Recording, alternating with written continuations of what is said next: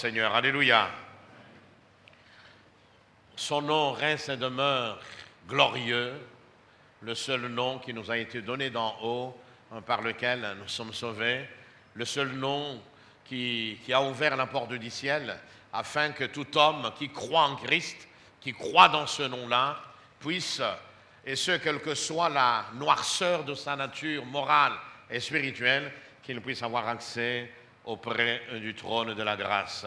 Gloire à Dieu. Nous allons donc poursuivre notre thème, et ce sera donc le troisième épisode de ce thème, à savoir comment expérimenter le règne de Dieu dans notre vie. Nous sommes donc en train de voir comment vous et moi, alors que nous faisons partie du royaume de Dieu, alors que Christ est en nous, alors que nous sommes devenus le temple du Saint-Esprit, comment vous et moi, mes amis, pourrions expérimenter la grandeur de notre Dieu dans nos problèmes de tous les jours, comment nous pouvons expérimenter la manifestation de son règne dans chacun de nous, car son règne reste et demeure, mes amis, la solution idoine, la solution par excellence à tous nos problèmes, quels qu'ils soient, nos problèmes personnels, nos problèmes conjugaux, nos problèmes familiaux, mais également les problèmes sociétaux, car nos sociétés sont de plus en plus gangrénées,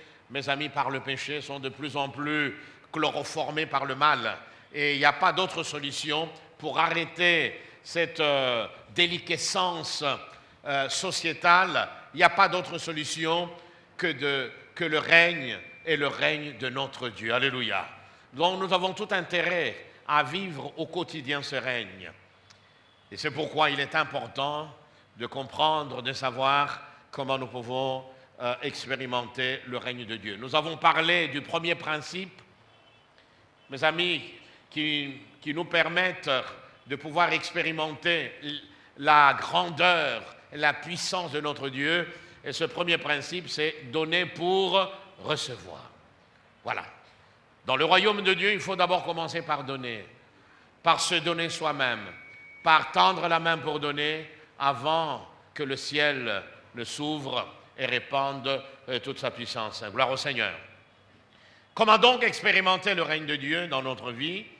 Aujourd'hui, nous parlerons d'un deuxième principe, d'une deuxième loi qui gouverne donc le royaume de Dieu. Nous sommes dans le sermon sur la montagne, à savoir Matthieu 5, et nous allons lire à partir du verset 40 jusqu'au verset 48. Matthieu 5, 40 à 48. Nous lisons: si quelqu'un veut te traîner en justice et prendre ta tunique, laisse-lui encore ton manteau. Si quelqu'un te force à faire 1 000, fais-en 2 avec lui. Donne à celui qui te demande et ne te détourne pas de celui qui veut emprunter de toi. Vous avez entendu qu'il a été dit, tu aimeras ton prochain et tu haïras ton ennemi, mais moi je vous dis, aimez vos ennemis, bénissez ceux qui vous maudissent, faites du bien à ceux qui vous haïssent et priez pour ceux qui vous maltraitent et qui vous persécutent. Alors vous serez fils de votre Père qui est dans les cieux, car il fait lever son soleil sur les méchants et sur les bons, et il fait pleuvoir sur les justes et sur les injustes. En effet, si vous aimez ceux qui vous aiment, quelle récompense aurez-vous? Les péagers ou les collecteurs d'impôts aussi n'en font-ils pas autant? Et si vous saluez seulement vos frères, que faites-vous d'extraordinaire? Les païens aussi, eux-mêmes, n'en faut-ils pas autant? Soyez donc parfaits, comme votre Père céleste est parfait. Amen. Gloire au Seigneur. Comment expérimenter la grandeur extraordinaire de notre Dieu alors que nous poursuivons notre pèlerinage ici-bas vers l'éternité, vers la gloire? Comment expérimenter la puissance de Dieu dans nos besoins de tous les jours?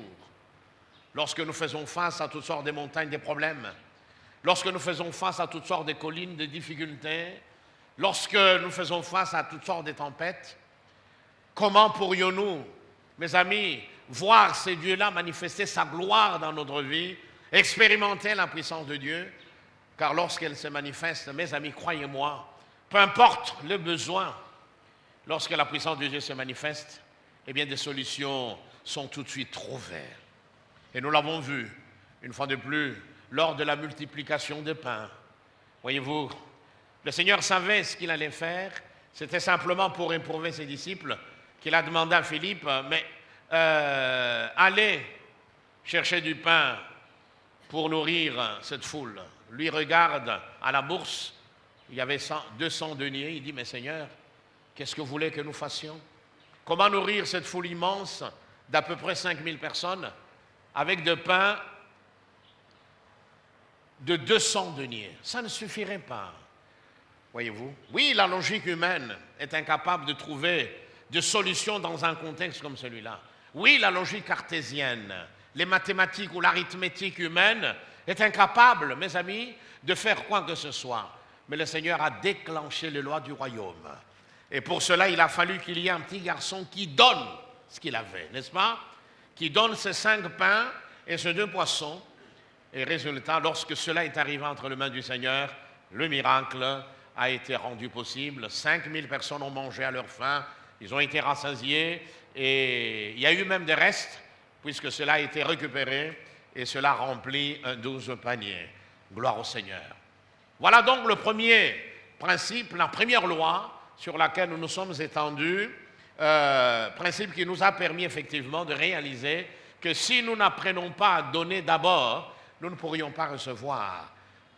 Nous ne pourrions pas non plus expérimenter le bonheur et la joie, la véritable, car le Seigneur a dit, il y a plus de joie, il y a plus de bonheur à donner qu'à recevoir. Aujourd'hui, nous allons donc parler d'une autre loi, d'un autre principe spirituel qui régit et gouverne le royaume du Christ, le royaume de notre Dieu. Ce principe se trouve dans le passage que nous venons de lire, passage qui fait partie de ce que nous appelons le sermon sur la montagne. Jésus monta sur la montagne ou Jésus monta dans la montagne. Avant lui, eh bien, il avait attiré Moïse sur une montagne et là, Moïse avait reçu la loi. Mais cette fois-ci, c'est le donateur, voyez-vous, qui monte à la montagne, non pas pour recevoir, il n'a rien à recevoir, mais plutôt pour enseigner, pour apporter, pour développer cette loi et la rendre intelligible, et la rendre compréhensible, et permettre à ses disciples de réaliser la révélation que portait cette loi. Et gloire à Dieu. Il ouvrit sa bouche et s'est mis à enseigner. Et dans Matthieu, cet enseignement, eh bien, commence au chapitre 5 et se poursuit jusqu'au chapitre 7. C'est donc un très long discours, un discours magistral, un enseignement que le Seigneur a plutôt apporté, enseignement dans lequel il a posé les bases, il a posé les fondements de son royaume. Il commence par le chapitre 5 avec ce que nous appelons les béatitudes ou les macarismes.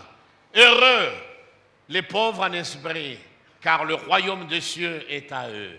Heureux ceux qui pleurent, car ils seront consolés. Heureux ceux qui ont le cœur pur, car ils verront Dieu, etc. Donc il commence par ces béatitudes, et puis il termine par le chapitre 17, par la nécessité de mettre en pratique la parole de Dieu. Amen. Bref, dans ce sermon sur la montagne, le Seigneur développe différentes thématiques, tout en rapport avec son royaume. Il développe donc des principes spirituels susceptibles de nous permettre de marcher avec lui, de se distinguer, de se singulariser dans ce monde et d'expérimenter par la même occasion la manifestation de son règne. D'aucuns ont considéré ces discours magistraux comme étant la charte du véritable chrétien, c'est vrai, même si des grands thèmes ou des grandes thématiques comme celle de la croix, celle de l'Église, celle concernant le Saint-Esprit ne sont pas abordées. Toujours est-il que le sermon sur la montagne reste le fondement de l'enseignement du Christ, Gloire à Dieu. Quel est ce deuxième principe? Quelle est cette deuxième loi que nous devons absolument connaître et mettre en pratique si nous voulons voir la puissance de Dieu se manifester? Eh bien, la deuxième loi du royaume, c'est que nous devons apprendre à faire un deuxième mille. Si quelqu'un te force à faire un mille, fais-en deux avec lui. Avant d'aller plus loin, il est peut-être important de savoir ce que c'est un mille. Il faut savoir que le mille était une unité itinéraire utilisée chez les anciens, en particulier chez les Romains. Ça équivalait à 1000 pas. Et ça correspondait un tout petit peu, grosso modo, à 1,5 km. Voilà. Et c'était donc quelque chose qui était pratiqué dans l'Empire romain. Les fonctionnaires romains ou les soldats ou les militaires romains, eh bien, avaient le droit de pouvoir réquisitionner, c'est d'ailleurs le verbe utilisé en grec, pouvoir réquisitionner quelqu'un, lui demander de porter leur fardeau. Pour les soldats ou les militaires, eh bien, c'est prendre leur arsenal, le bouclier et tout ça, et la personne réquisitionnée ne pouvait porter ce fardeau que sur 1 mille, c'est-à-dire sur 1,5 km. Et la loi romaine lui permettait, au terme de cette distance-là, de déposer le fardeau et puis de partir en toute liberté, n'est-ce pas? Libre au soldat de réquisitionner une autre personne ou de prendre lui-même son fardeau et de poursuivre sa marche. Si quelqu'un te requiert pour faire 1 mille, dit le Seigneur, fais-en 2 avec lui. Si quelqu'un te réquisitionne pour t'obliger, nous dit le Seigneur, à lui porter un fardeau, eh bien le Seigneur dit, fais ce premier 1000 qui est tout à fait légal, n'est-ce pas? Oui, mais ne t'arrête pas là, va au-delà, fais le 1000 supplémentaire. Gloire au Seigneur. D'ailleurs, nous trouvons un exemple dans Matthieu chapitre 27, je crois que c'est le verset 3, où lorsque le Seigneur sort portant la croix, les soldats romains voient un homme, c'était Simon des Cyrènes, donc il était originaire des côtes libyennes, la Cyrénaïque, c'est donc en Afrique, en Libye actuelle, dans la Libye actuelle. Ils ont vu un homme, Simon des Cyrènes, ils l'ont réquisitionné, ils l'ont obligé à prendre la croix du Seigneur et à la porter. Donc c'était quelque chose de légal. Et un des enseignements que le Seigneur voudrait et veut donner à chacun de nous, c'est que nous devons apprendre à aller toujours au-delà. C'est lorsque nous faisons le deuxième mille que quelque chose se passe. C'est lorsque nous faisons et nous allons au-delà. Nous allons au-delà du strict minimum que nous déclenchons. Mes amis, les principes spirituels et par conséquent, nous déclenchons la puissance du Seigneur. Devrais-je rappeler à chacun de nous, je l'ai dit le dimanche dernier, que lorsque nous avons Jésus, et j'ai même rappelé à chacun de nous cela le vendredi dernier, eh bien, lorsque nous avons Jésus avec nous, lorsque nous avons sa parole, eh bien, nous avons tout. Nous avons tout, voyez-vous. C'est parce que nous ignorons cette vérité-là que nous avons de la peine à donner. Si je sais que le plus grand banquier du monde est tout le temps avec moi, eh bien, peu importe le besoin que je pourrais voir devant moi, ou même le besoin dans lequel je pourrais me trouver, peu importe ce besoin-là, je ne pourrais pas paniquer, parce que je sais que le plus grand banquier du monde est avec moi, n'est-ce pas? Donc je pourrais me lancer dans des projets, tout en sachant que les financements suivront, parce que lui est là. Mais avec Jésus, il y a plus qu'un banquier. Avec Jésus, c'est le Seigneur lui-même, le créateur de toutes choses, celui qui a fait l'or, qui a créé l'argent, toutes les richesses qu'il y a sur cette terre et dans tout l'univers, tout cela lui appartient. Et lorsque lui est avec nous, nous ne devrions pas, mes amis, nous tourmenter, tourner de regards inquiets et dire, voilà, de quoi sera fait le lendemain? Il a dit, toujours dans le sermon sur la montagne. Le lendemain prendra soin de lui-même. Cherchez d'abord, cherchez premièrement le règne de Dieu. Amen.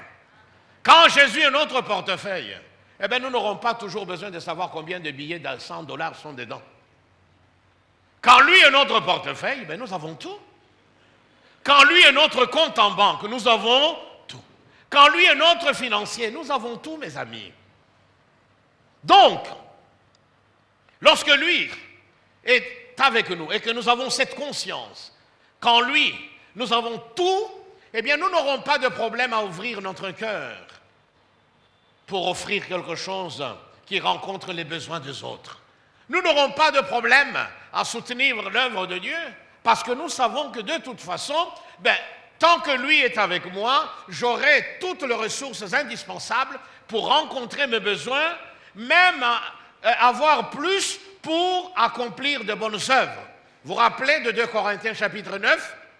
Et Dieu vous comblera de toutes ses grâces, afin que vous puissiez faire face à vos besoins, et même, nous dit la parole de Dieu, il vous donnera encore davantage pour que vous puissiez vous rendre utile par rapport aux besoins des autres.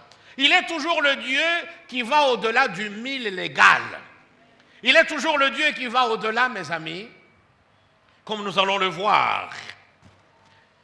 Quand nous savons, nous connaissons tout cela, eh bien, nous n'aurons pas de problème de donner libéralement, avec largesse, avec générosité,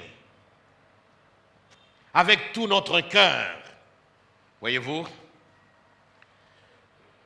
Puisqu'il en est ainsi, n'attendons pas, mes amis, que quelqu'un nous réclame quoi que ce soit. N'attendons pas que quelqu'un fasse le pas vers nous ou que l'Église fasse le pas vers nous pour pouvoir donner. Pas du tout, mes amis. Apprenons à discerner les besoins autour de nous et à voir comment nous pouvons les rencontrer. Alléluia. Quel que soit le besoin. Voilà ce que le Seigneur attend de nous. Nous devons donner. Jésus a dit, et nous venons de les lire, « Donne à celui qui te demande et ne détourne pas de celui qui veut emprunter de toi. » Donne. Puisque c'est un principe du royaume. Si tu veux recevoir plus de Dieu, apprends à en donner aussi plus. Et ce qui est formidable, c'est que la récompense, c'est que ce que nous allons récolter la moisson, eh bien, pourra prendre différentes natures. Nous pouvons semer matériellement et puis récolter des fruits spirituels. Il y a des choses que vous expérimentez, une bonne santé, une prospérité matérielle, quelle qu'elle soit, tout simplement parce que vous semez régulièrement. Vous semez en donnant du temps au Seigneur, vous semez en donnant du temps à Dieu, en donnant du temps aux autres, à l'Église. Vous semez parce que vous contribuez à soutenir financièrement l'œuvre de Dieu, vous rencontrez les besoins des orphelins, des veuves, etc. Et en retour, Dieu a promis qu'il vous comblera au-delà de vos attentes. Alléluia. Et gloire au Seigneur. Faire 1000. Si quelqu'un te force, si on te force, si on te réquisitionne pour faire 1000, le Seigneur dit, fais-en 2. Qu'est-ce qu'il veut dire par là? Il veut dire que n'importe quel païen, n'importe quel homme est capable de faire 1000. Voilà. Il fait son 1000 parce que la loi est ainsi faite, et dès qu'il a accompli, c'est fini, il s'arrête là. Mais Jésus dit non, ne t'arrête pas là, va au-delà. Gloire au Seigneur, alléluia. Va au-delà, faire 1000. Et aimer ceux qui nous aiment, bénir ceux qui nous font du bien, saluer seulement nos frères, prier seulement pour ceux que nous aimons, pour ceux qui nous sont proches. Cela est facile, mes amis, à la portée de tout le monde, oui ou non? C'est facile de saluer quelqu'un qu'on connaît, quelqu'un de sa famille, quelqu'un qu'on aime. On le salue de tout son cœur avec un sourire et tout ça. Mais combien c'est difficile de saluer la personne dont tu sais très bien qu'elle cherche ton malheur. Combien c'est très difficile, mes amis, de porter le fardeau d'une personne qui te persécute. Combien c'est difficile de bénir ceux qui vous maudissent. Mais Jésus dit, nous n'avons pas de choix. Nous sommes appelés à faire un 2e 1000. Si nous n'aimons que ceux qui nous aiment, Si nous ne prions que pour ceux qui nous arrangent, ceux qui nous font du bien, ne saluons que nos frères, eh bien nous ne faisons qu'un 1000. Et en faisant le 1000, nous faisons le strict minimum. Nous ne pourrions pas nous attendre, mes amis, à expérimenter la puissance, le règne et la grandeur de Dieu. Aimer ceux qui nous aiment est à la portée de tout le monde, n'est-ce pas? Eh oui.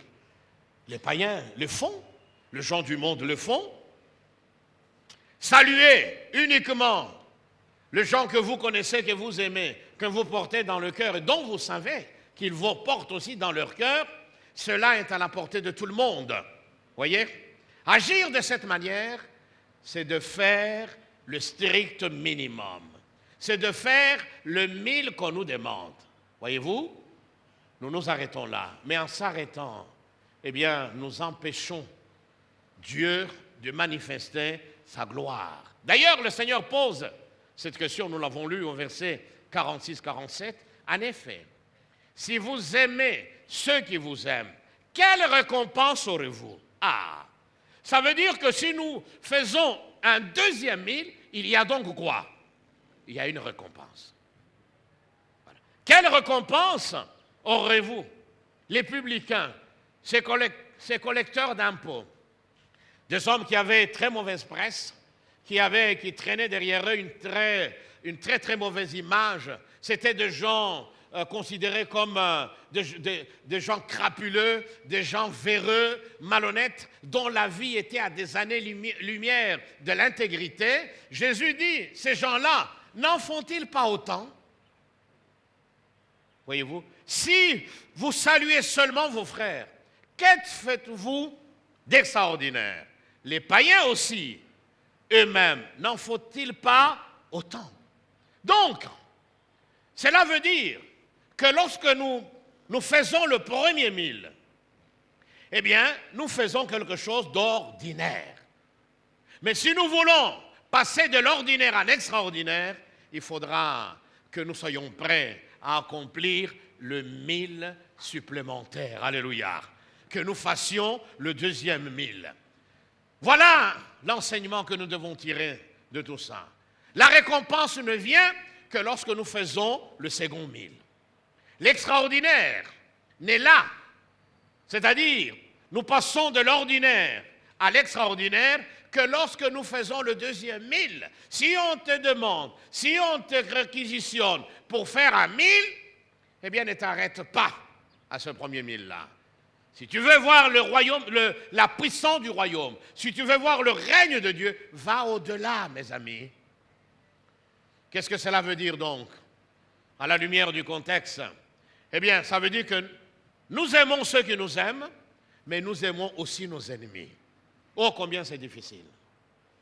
Et comme vous le savez, l'aimer, quand on parle d'aimer, on parle de choses pratiques. Voilà, on ne parle pas de cet amour théorique, platonique, que sais-je, pas du tout. Aimer quelqu'un, c'est poser des actes, c'est poser des gestes qui démontrent votre affection, votre amour pour la personne, n'est-ce pas? Eh bien, nous devons aimer ceux qui nous aiment, gloire à Dieu. Mais la Bible dit, nous devons aimer aussi nos ennemis. C'est lorsque nous aimons nos ennemis que nous accomplissons le deuxième 1000. Ceux qui ne nous prennent pas, qui ne nous portent pas dans leur cœur, ceux qui nous maudissent, quand ils nous voient, ils se détournent de nous. Voilà. Ceux qui souhaitent notre mort, ceux qui sont là, mes amis, et qui n'attendent que la malédiction s'empare de nous et nous précipite dans le séjour des morts. Ceux-là, Jésus dit, soyez prêts à les aimer. Soyez prêts à poser des actes. Cet oncle qui t'a fait du mal, quand tu étais dans le besoin, tu n'avais pratiquement rien. Voyez? Combien de fois tu l'as supplié pour qu'il t'aide à payer les études? Mais à chaque fois, il dit, allez, écoutez, c'est pas moi qui ai demandé à ta maman de ne rien faire dans la vie. Hein. Voilà. Et puis un jour, Dieu aidant, tu es arrivé au terme de ton cursus universitaire, tu as terminé avec brio, avec un diplôme, etc. Et puis un jour, tu te retrouves quelque part, et puis l'argent commence à couler en flot, et tout ça. Le même oncle vient avec une canne. Moine, ça fait 2 mois. Je n'ai plus d'argent pour payer mes factures médicales. Qu'allez-vous faire? Allez-vous lui rappeler? Ah, Noko. C'est toi, ça? Tu te souviens? Non. Jésus dit non. Aime-le.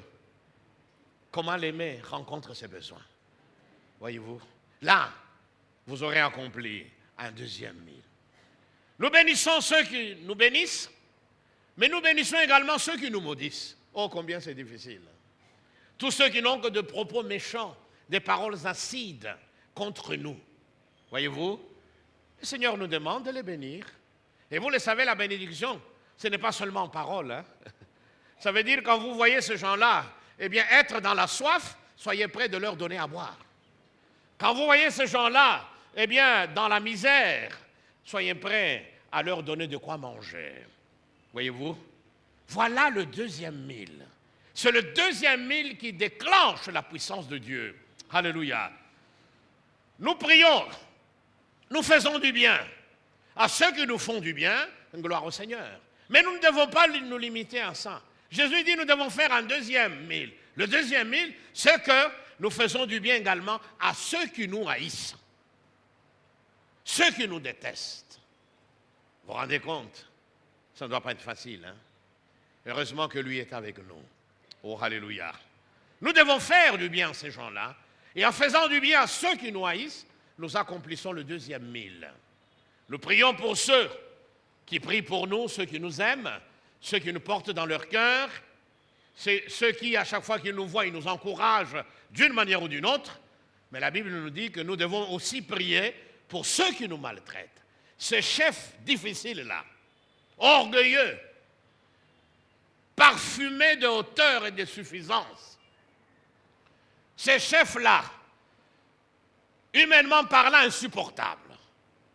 Il a toujours des paroles grossières, un personnage grotesque. Ces chefs-là, qui te maltraitent, parce que quelque part, il a vu que tu étais chrétien ou chrétienne, qui te maltraite, qui te persécute, qui fait tout pour que tu quittes même la boîte, qui fait tout, mes amis, pour que tu partes de son service.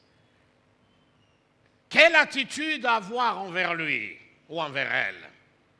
Eh bien, la Bible est claire. Nous devons prier pour lui. Alléluia. Nous devons prier pour lui. Nous devons l'aimer.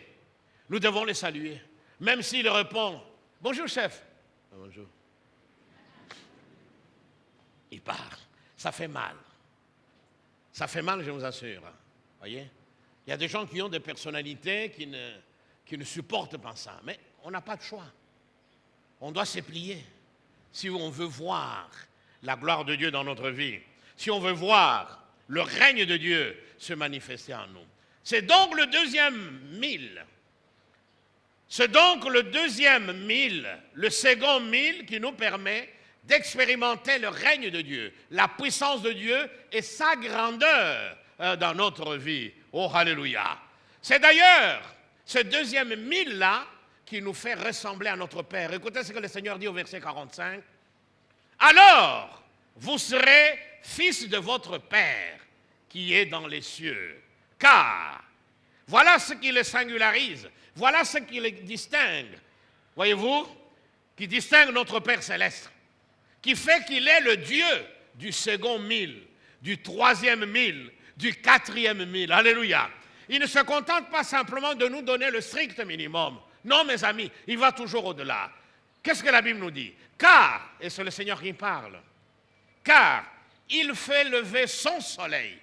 Oh, j'aime beaucoup la précision dans la bouche du Seigneur. Son soleil, ce n'est pas notre soleil. Hein? C'est son, il n'est pas obligé de nous l'accorder, de nous le donner. Mais cependant, il nous les donne. Eh bien, il donne son soleil.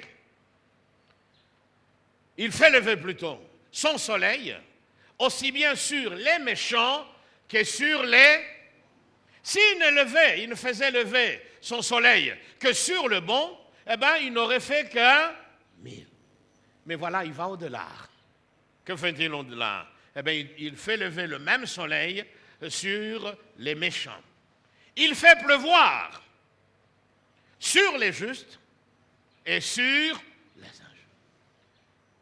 Ces deux images, ces deux réalités auxquelles le Seigneur fait allusion, le soleil et la pluie, et quand on parle de la pluie, on voit l'eau, ce sont deux éléments fondamentaux pour la survie de l'homme. Le soleil nous donne la chaleur, nous donne la lumière, contribue à la photosynthèse, etc.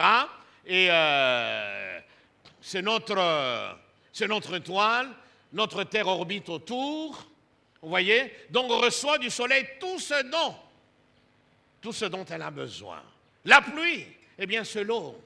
Nous avons besoin de boire. Sans boire, eh bien nous finissons par mourir. Eh bien pour ces deux choses-là, vitales, essentielles à l'existence humaine, le Seigneur nous dit, votre Père céleste, eh bien, fait lever ce soleil, fait pleuvoir, aussi bien sur les méchants que sur les bons, aussi bien sur le juste que sur les injustes. Vous voyez, mes amis, nous n'avons pas d'autre choix que d'aller au-delà du 1000 qu'on nous demande.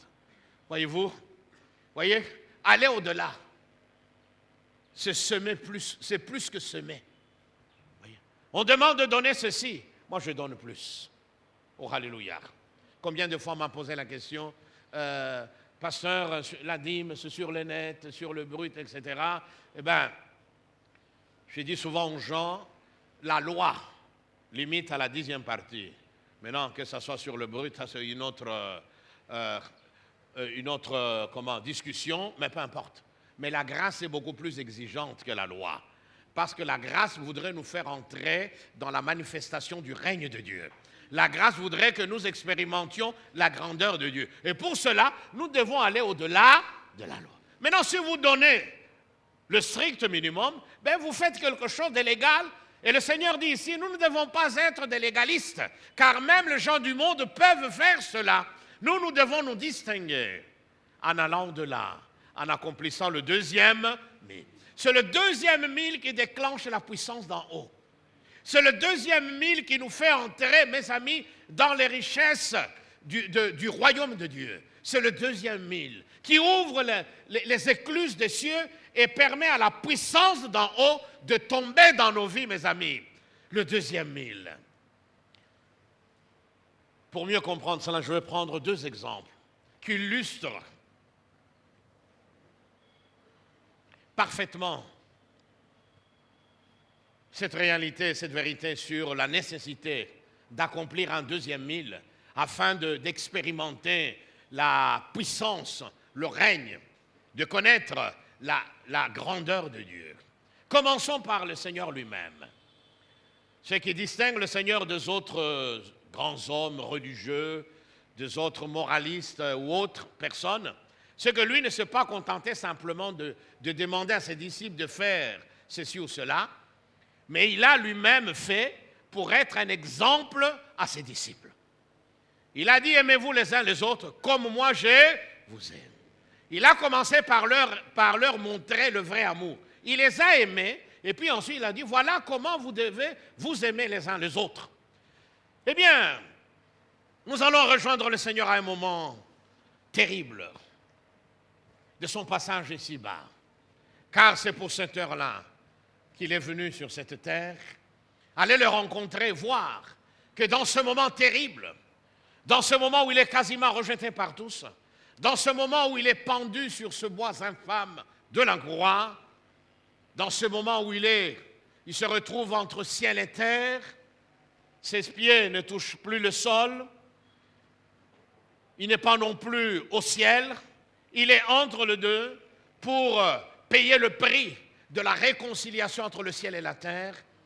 À ce moment-là, précis mes amis, dans cette heure de ténèbres, cette heure de souffrance et d'épreuve, le Seigneur va faire un deuxième mille en pardonnant à ses ennemis. Il est sur cette croix, voyez-vous, en proie à une souffrance indescriptible et atroce. Une souffrance horrible, mes amis. Il a été jugé, condamné injustement au cours d'un procès cavalier, voyez, expéditif. Le voilà qui porte la croix, rejeté de tous, même ceux qui l'avaient nourri, même ceux qui avaient bénéficié de son amour d'une manière ou d'une autre, à ce moment-là, lui ont tous tourné le dos. Et le voilà sur cette croix. Que va-t-il faire? Va-t-il se taire? Que va-t-il faire? Va-t-il demander à ce que la justice divine se manifeste? Pas du tout. Dans Luc 23, verset 34, écoutez ce qu'il dit, alors qu'il s'adresse au Père.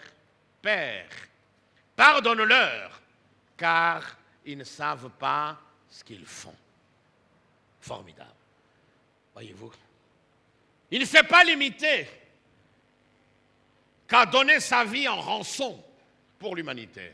Mais il a demandé le pardon pour ses bourreaux, le pardon pour ses ennemis, pour ceux qu'il avait jugés injustement, qu'il avait jugés condamnés injustement, pour ceux qu'il avait fait porter cette croix comme si c'était un bandit. Il a demandé pardon pour ceux qui avaient qu'il avait mis sur cette croix et qui avaient cloué ses mains. Pourriez-vous vous imaginer la souffrance?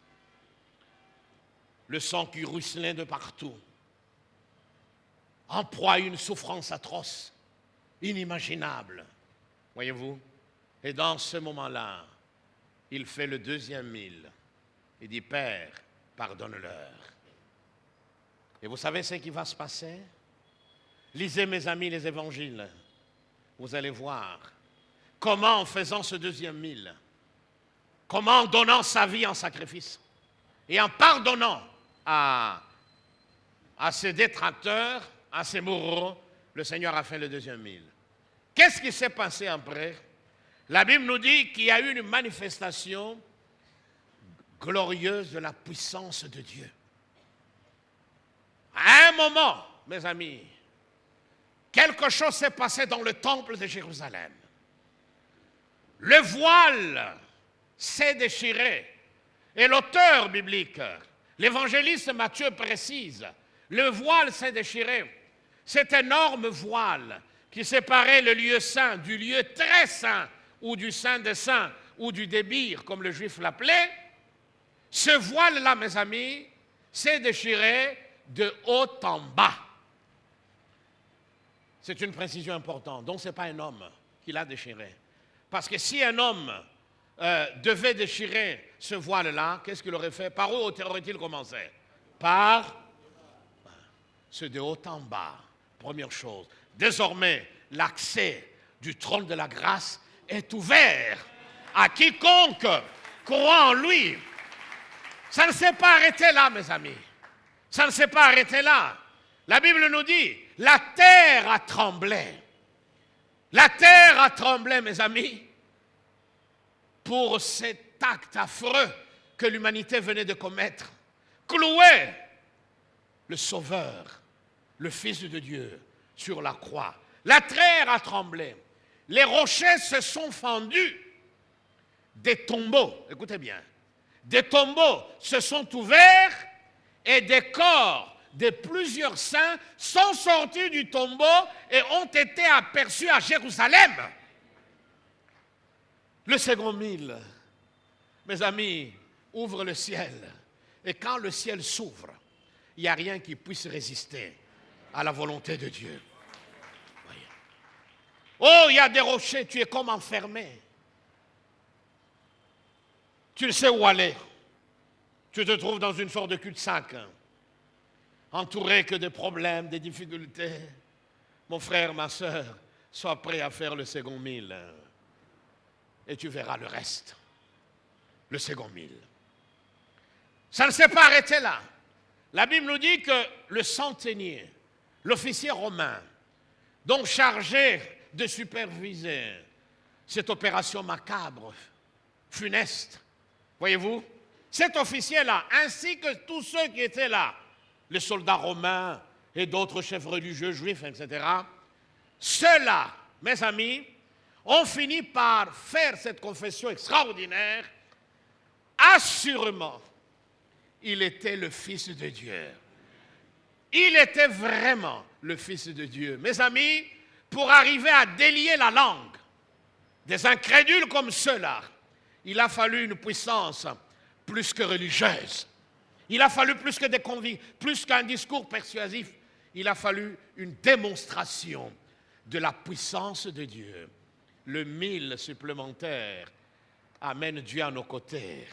Le 1000 supplémentaire ouvre le ciel et fait descendre la puissance de Dieu dans notre vie. Et quand cette puissance descend, tout le monde le voit. Voyez-vous? Même si les gens ne vous le disent pas au loin, ils vous regardent. Donc, cette femme-là, ce qu'elle fait là, c'est rien. Moi, je la prenais pour une aventurière, comme il y en a dans toute la ville, de gens qui prient partout, qui jeûnent partout, etc. Mais ici, eh bien, c'est comme ça. Le second 1000, c'est le 1000 de la gloire. C'est le 1000 du triomphe. C'est le 1000, mes amis, du déferlement, de la manifestation de la puissance de Dieu. Il est donc indispensable pour expérimenter le règne et la puissance de Dieu dans notre vie. Alléluia. Pardonne-leur. Oh, la puissance du pardon. Le pardon qui libère, qui nous libère et qui en même temps libère la puissance de Dieu dans notre vie et au travers de notre vie. Le pardon. Mon frère, pardonne à celle-là. Pardonne à celui-là. À ces gens qui t'ont fait du mal, qui t'ont fait souffrir. Ne garde pas cela dans ton cœur. Tu te lis toi-même. Aujourd'hui, prends la décision de pardonner. Alléluia. Mais aussi de te réconcilier, de faire le pas, d'aller le voir. Quand tu auras agi comme ça, tu auras fait le deuxième 1000 et ce deuxième 1000 ouvrira les écluses de cieux et la puissance de Dieu tombera. Pardonne-leur. Et nous connaissons les résultats, oui ou non? Le Seigneur n'a pas dit, Père, je voudrais que tu démontres à ces hommes abrutis, aveuglés, avec leurs soutanes, leurs manteaux obscurantistes. Je voudrais que tu leur démontres de quoi je suis capable. Envoie seulement 2 anges qui les terrassent. Il aurait pu le faire, hein? Mais il ne l'a pas fait. Au contraire, Père, pardonne-leur. Ceux qui t'ont fait du mal, dont tu es conscient, qui t'ont poignardé dans le dos, qui te persécutent, tu es conscient, ne réagis pas comme eux, mon frère, ma sœur. Non! Pardonne-leur. En leur pardonnant, en prenant la résolution de faire du bien, de leur faire du bien, tu vas prendre le chemin du deuxième 1000. Et au terme de ce chemin, mes amis, marqué par le deuxième 1000, il y a toujours la manifestation du règne de Dieu. Tu verras la grandeur de Dieu. Et enfin, Paul et Silas, très rapidement, dans leur prison à Philippe, ils sont arrivés dans cette ville de la Macédoine, ils ont annoncé l'évangile, l'église a vu le jour, et puis un jour, une femme qui était possédée par l'esprit des Pythons, qui était un esprit de divination, c'était courant, hein? Je vous ai parlé une fois de la Pythie qui était à Delphes, dans la ville de Delphes, et qui donnait des oracles, etc., des prédictions, des divinations. Eh bien, il y avait cette femme, servante du diable, possédée par l'esprit des Pythons, etc. Paul va délivrer cette femme de cet esprit et cela va leur attirer beaucoup de problèmes. On va les arrêter, les mettre au service desquels se trouvait cette femme, ayant appris que cette femme n'était plus possédée par cet esprit de divination, vont donc se retourner contre Paul et Silas. Ils vont les faire arrêter. Paul et Silas vont être roués de coups et puis jetés dans la prison. Et quand ils arrivent en prison, les autorités chargent le geôlier, le responsable de la prison, de bien veiller sur eux.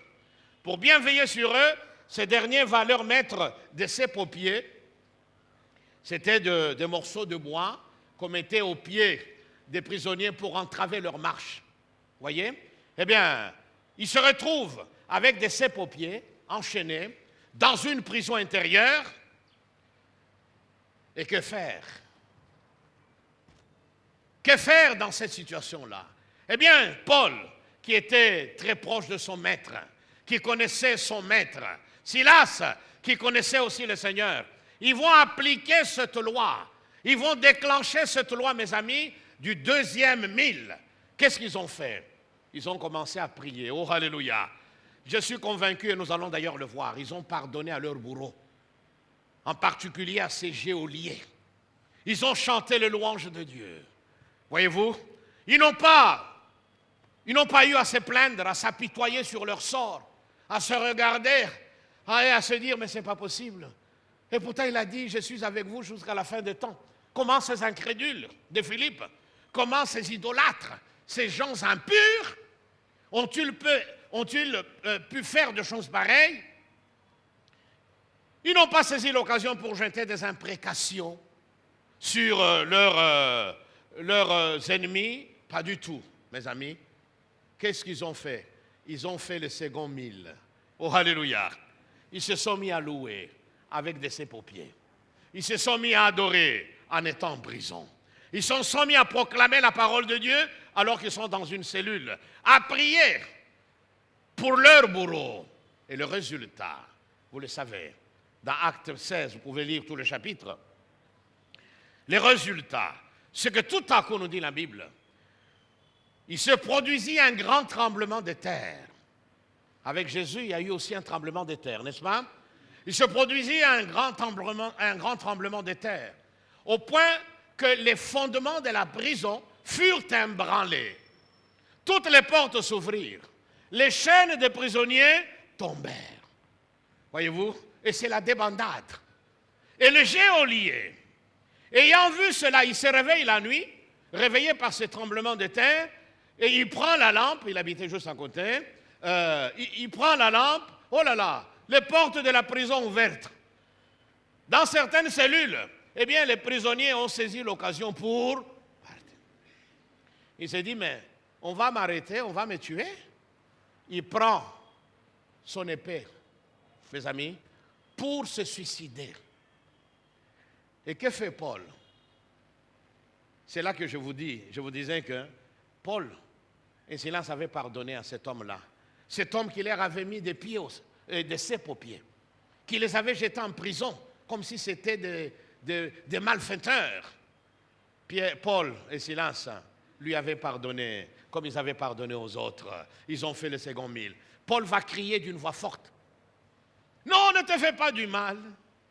Nous sommes là, nous ne sommes pas partis. » Si il n'avait pas fait le second mille, il aurait dit, « Silas, le voilà, il a pris son couteau qu'il meurt, Seigneur, merci. Ta justice est parfaite. » Il récolte ce qu'il a. Ah, ah. Vous savez, on utilise souvent des versets comme ça. Oui, on récolte toujours ce qu'on a semé. Mais Paul et Silas étaient familiers des principes et des lois du royaume. Paul lui a dit, non, ne te fais pas du mal. Nous sommes là. Et il est venu, mes amis. Et le résultat le plus extraordinaire, c'est que cet homme et toute sa famille vont finir par croire en Jésus et par être sauvés. Qu'est-ce qui a rendu possible, mes amis, la manifestation de la grandeur, de la puissance de Dieu, le règne de Dieu, c'est le second mille qu'ils ont fait. Seigneur, nous sommes en prison, ils nous ont fait du mal, ils ont mis de côté, nous n'avons rien fait, il n'y a pas de problème. Bénis-les, Seigneur, ils ne savent pas ce qu'ils font. Jésus, tu es mort pour ces geôliers. Il ne sait pas ce qu'il fait, Seigneur. Nous prions pour son salut. Oh, nous prions aussi pour les autorités de la ville. Résultat, le ciel a été attentif et a vu. Et quand le ciel voit, eh bien l'ennemi ne peut plus rien faire. Le Seigneur a simplement toussé un peu. Il n'a même pas besoin de vous dire. Tremblement de terre. Les chaînes de prisonniers tombent. Les portes s'ouvrent. L'autre veut se tuer. Il dit non. Mes amis, tout chrétien qui fait le second mille entre dans le règne de Dieu. et ne peut qu'expérimenter la puissance de Dieu d'une manière ou d'une autre. Alors va au-delà, ne te contente pas du strict minimum. Eh oui, le second 1000 déclenche la puissance d'en haut. Et je terminerai par cette petite histoire et puis ensuite nous prierons. Car je sais qu'il y a des gens qui doivent pardonner. Pardonne mon frère, pardonne ma sœur. Et non seulement pardon, demander pardon au Seigneur et pardonner à ceux qui vous ont fait du mal, mais faire le pas de la réconciliation. Il faut qu'il voie que vous êtes extraordinaire. Il faut qu'il voie, que Dieu voie que vous entrez dans le second 1000. C'est l'histoire, j'ai déjà eu à vous raconter cela, mais c'est tellement pertinent par rapport à tout ce que nous venons de dire que je me permets de revenir là-dessus. C'est l'histoire d'un petit garçon à qui la maman, chaque matin, lui préparait un petit repas pour l'école. Il lui préparait cela la veille et puis le matin, il lui remettait son repas et le petit garçon prenait son repas, il allait à l'école. Mais à l'école, il y avait, hélas, un caïd. Vous savez, il y a toujours ces jeunes gens un peu agités, violents, qui viennent souvent des familles conflictuelles, dysfonctionnelles. On ne leur a jamais appris le vrai amour, ils n'ont jamais fait l'objet d'une attention, d'une gentillesse quelconque. Enfin bref, il y avait là un caïd très méchant qui à chaque fois l'attendait. Il savait qu'il venait avec à manger. Et quand il arrivait, petit, allez donne. Alors le jeune garçon lui remettait son petit déjeuner, l'autre mangeait. Et il rentrait à la maison affamé. Une fois, deux fois. À un moment, ce jeune garçon n'en pouvait plus. Elle a fait part à sa maman de tout ça. Et sa maman, au lieu de réagir violemment, elle lui a simplement dit, je sais ce que nous allons faire. Eh bien, ce matin-là, elle va préparer un deuxième repas. Au lieu de donner un seul repas à son fils, elle en a préparé aussi pour le petit caïd. Elle remet le deux repas à son petit garçon en disant, voilà, ça c'est pour l'autre qui t'a fait du mal. Le petit garçon prend ça et puis se dirige vers l'école. Avant même que le caïd lui le pointe du doigt comme d'habitude, il lui tend déjà le repas. L'autre s'arrête, ébahi, stupéfait. Il regarde ce petit garçon qui lui tend à manger. Il se fond en larmes. Il se met à pleurer, stupéfait, touché par ce geste, car personne n'avait jamais fait preuve auparavant d'une telle gentillesse, d'une telle attention. Et il prit le petit garçon, ils allèrent quelque part tous les deux, ils s'assirent, ils se mirent à parler, chacun mangeant son repas.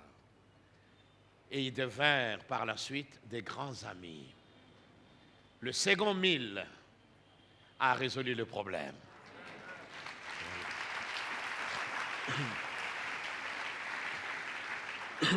Soyons prêts à faire le... Oh là. Je suis pris à la gorge. Une petite gorgée d'eau. C'est peut-être un second 1000, mais...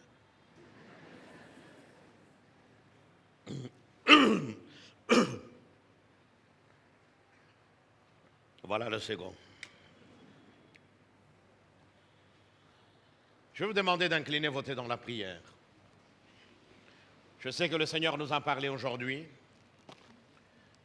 Nous avons tous besoin d'expérimenter la puissance et le règne de Dieu dans notre vie d'une manière ou d'une autre.